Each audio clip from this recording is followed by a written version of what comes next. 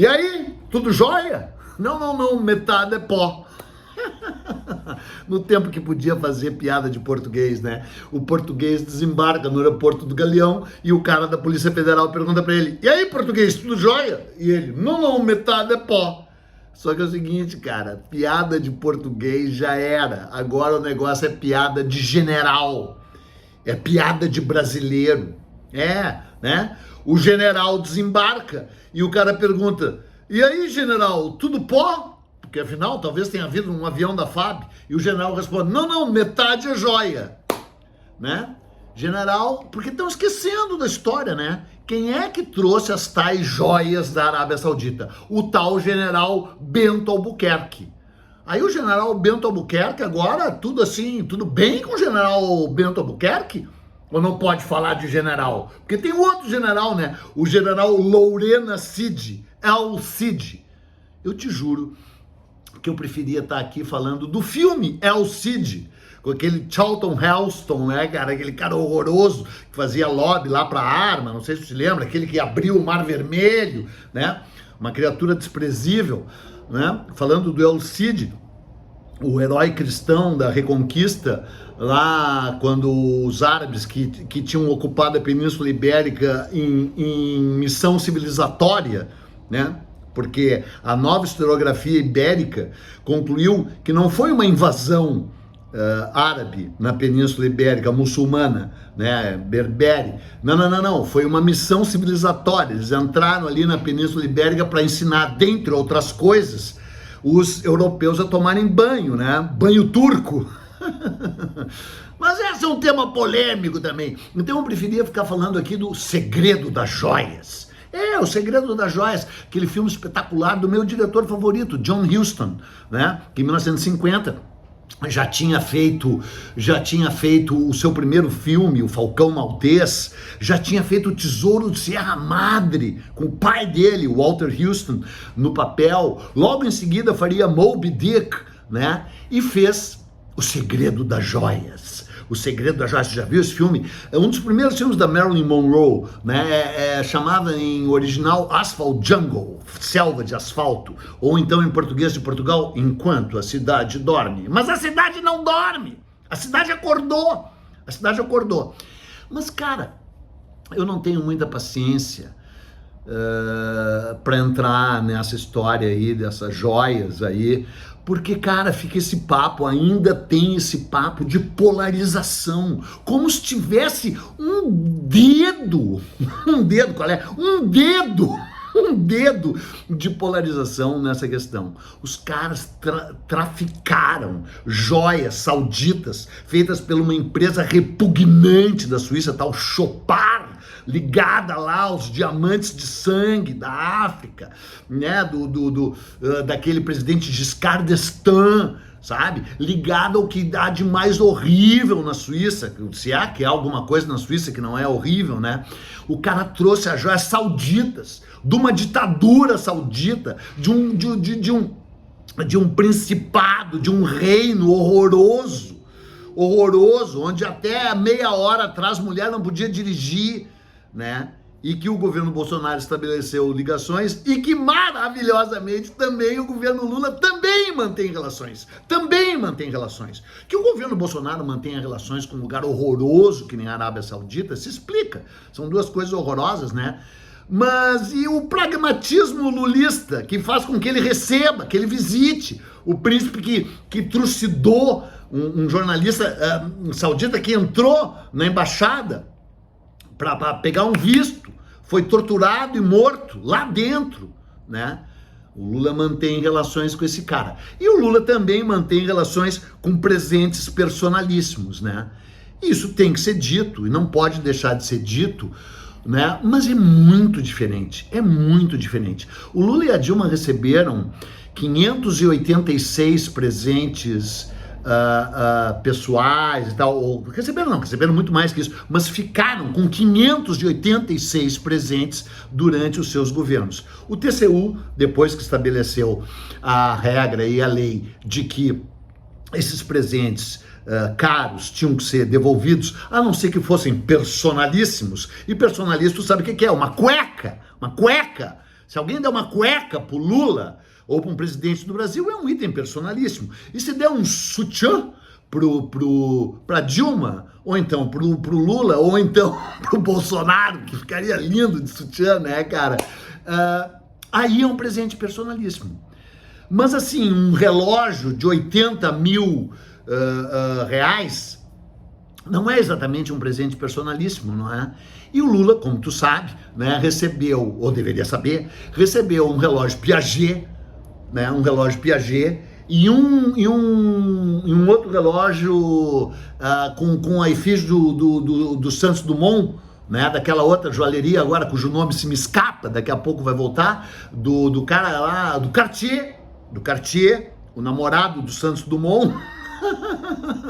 Fez o relógio de pulso, aquela história, o Santos Dumont inventou o relógio de pulso, blá blá blá, não é bem assim, mas tudo bem, o Santos Dumont, né, tal.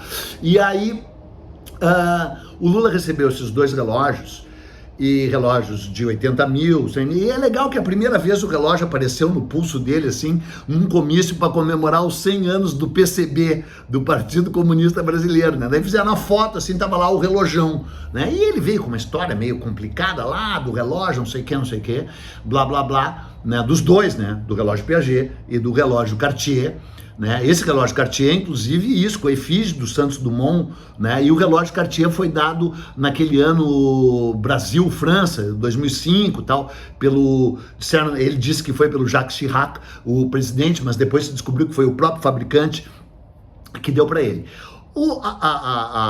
A Lula e o Dilma devolveram 586 itens e 10, tipo, sumiram, né? E aí esses 10, Lula pagou. Agora fica tá defendendo o Lula.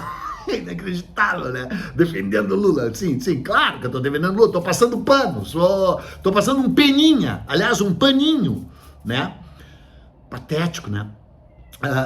E aí ele teve que pagar, mas recorreu na justiça e recorreu principalmente desses dois relógios, e a questão está sendo julgada ainda. Agora esses relógios custam 80 mil reais, enquanto que as joias foram primeiramente avaliadas em 16 milhões de reais, tem umas controvérsias, mas valem no mínimo 5 milhões de reais, e 5 milhões de reais envolvendo uma quadrilha de quinta categoria, ladrão de galinha de ouro, né, os ovos da galinha de ouro, né, porque envolveu esse Bento Albuquerque, envolveu esse desprezível coronel Lorena Cid, que é pai do ainda mais desprezível Mauro Cid. Fizeram de tudo, todas as pressões possíveis para reaver as joias. O cara não declarou as joias, foi pego com as joias, voltou, teve que devolver, e um dos conjuntos ele ainda levou. Era um conjunto lá para evangélica lá e outra masculino, pro tal já é hora de ir para cadeia,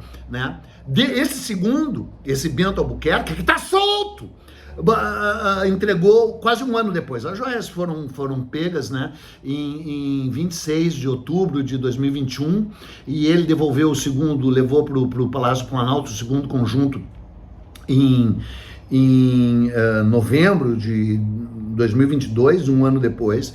E aí, quando ele perdeu a eleição, né, o Bolsonaro, ele tentou de todas as formas conseguir as joias, conseguiu algumas, levou para os Estados Unidos, vendeu num leilão, depois teve que mandar aquele advogado dele, o acéfalo, sabe o advogado dele, o acéfalo foi lá comprar as joias de novo, as joias que não tinham sido vendidas, ou tinham sido vendidas, sei lá, e voltou. Então, cara, é assim, e aí tu vem pra cima de mim dizer que essa discussão tá envolvida em polarização. Não tem polarização nenhuma, cara, não tem polarização alguma nessa história, né, cara? É uma coisa assim, transparente, clara, absurda. Tu precisa ser de esquerda, ou de direita, ou de centro, pra ter algum julgamento sobre esse, e o julgamento é claro, que o cara é um ladrão de galinha, o cara é um ladrão da galinha dos ovos de ouro. É inacreditável, cara. Assim, é o seguinte, tu sabe que eu sou um homem de visão, né? Um homem de visão. Pior é que eu sou um homem de visão mesmo, né?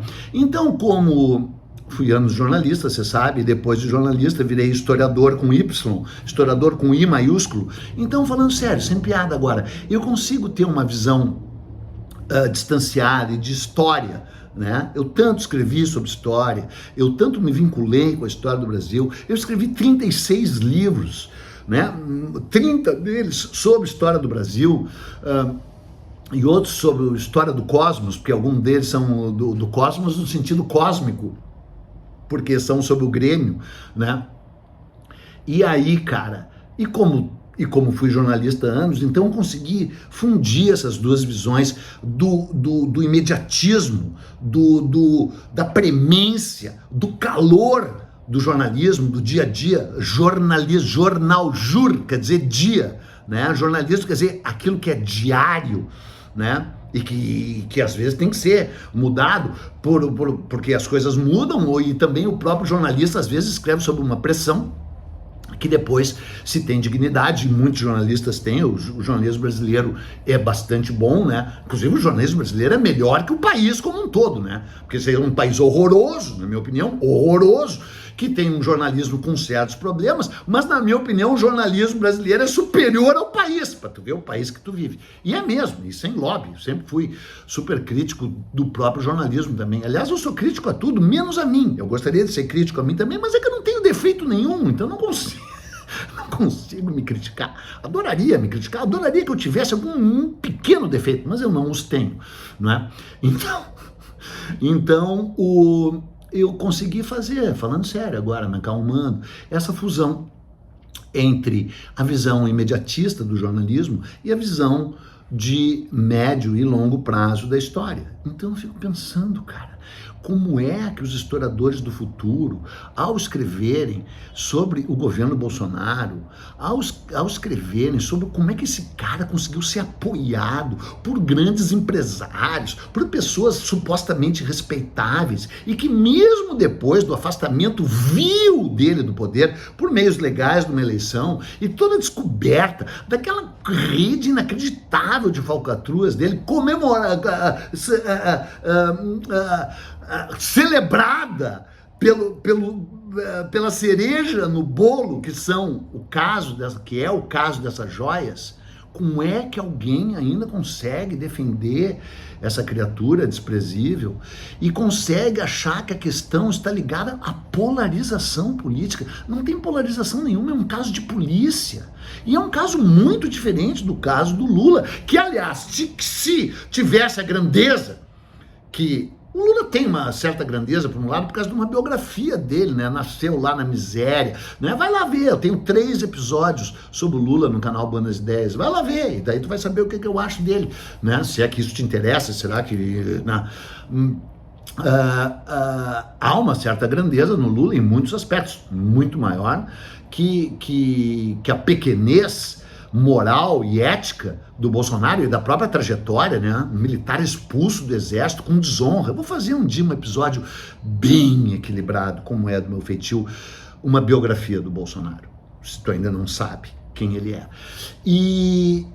Então, mas muitas vezes falta um ímpeto de estadista mais luminoso e grandiloquente por parte do Lula. Dentre eles, o fato que ele dizia, tá aqui os relógios, tá aqui, toma esses relógios aqui, de volta. Foram presentes para mim, eram itens personalistas, mas tá tendo a discussão. Não, mas ele tá lá com o relojão, dando brecha para pessoas que conseguem estabelecer um vínculo entre uma coisa e outra, né?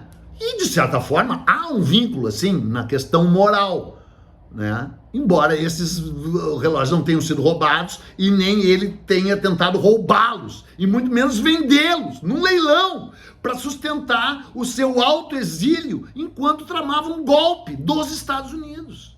Então, pelo amor de Deus, não tem polarização nenhuma.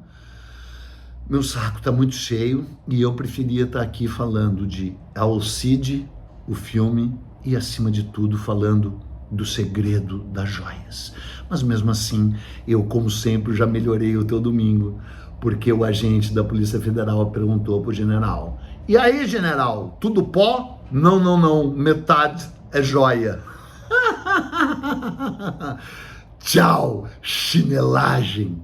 Lugar de ladrão é na cadeia, seja que ladrão for. É isso aí.